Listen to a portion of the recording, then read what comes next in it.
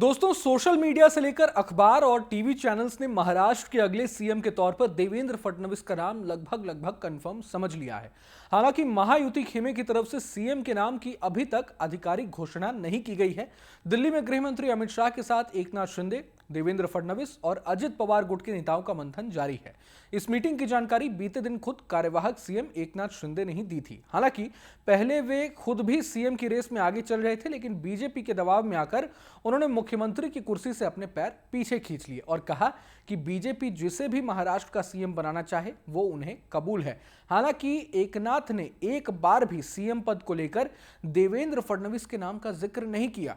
ऐसे में सवाल ये उठता है कि जब हर तरफ देवेंद्र फडणवीस के सीएम बनने का दावा किया जा रहा हो, तो क्या एकनाथ शिंदे के पास कोई और इनपुट था, या फिर यह महज एक संयोग है कि उन्होंने एक बार भी अपनी पीसी में सीएम फेस के तौर पर फडणवीस के नाम का समर्थन नहीं किया और न ही उनके नाम का जिक्र किया। अब यहां एक और अहम बात है।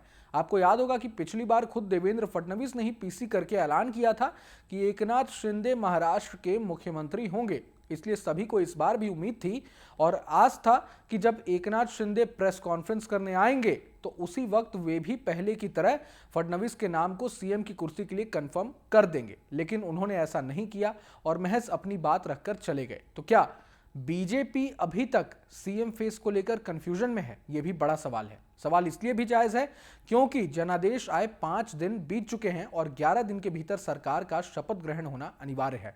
तो फिर इतना विलंब आखिर क्यों हो रहा है, और वो भी तब जब महायुति के दोनों सहयोगी दलों ने सीएम की कुर्सी बीजेपी के लिए छोड़ दी है। यहां मीडिया रिपोर्ट्स के हवाले से एक और दिलचस्प खबर निकलकर सामने आई है। कहा जा रहा है कि देवेंद्र फडणवीस के नाम पर बीजेपी फूंक फूंक कर कदम रख रही है। बीजेपी हर समीकरण को साधते हुए आगे बढ़ रही है।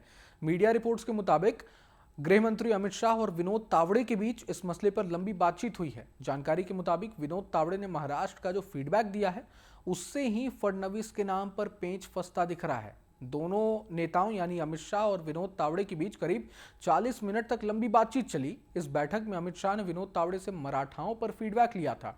विनोद तावड़े ने अपने फीडबैक में मराठाओं की नाराजगी की बात की है। दरअसल तावड़े ने अमित शाह के साथ बातचीत में देवेंद्र फडणवीस, जो कि ब्राह्मण चेहरे हैं, ब्राह्मण जाति से आते हैं, उन्हें मुख्यमंत्री बनाने पर मराठाओं की नाराजगी की ओर इशारा किया। अब बीजेपी को इस बात की चिंता सताने लगी है कि गैर मराठा को मुख्यमंत्री बनाए जाने पर कहीं मराठा समुदाय, मराठा वोटर्स उससे नाराज ना हो जाएं। इसलिए भी कहा जा रहा है कि बीजेपी अब नए सिरे से समीकरणों को साधने में जुट चुकी है। ऐसे में यह भी अटकलें लगाई जाने लगी हैं कि बीजेपी किसी और नाम पर भी विचार कर सकती है। शक इसलिए भी है क्योंकि पीएम मोदी हमेशा सरप्राइज देने के लिए जाने जाते हैं। ताजा है एमपी के शिवराज सिंह चौहान का उदाहरण।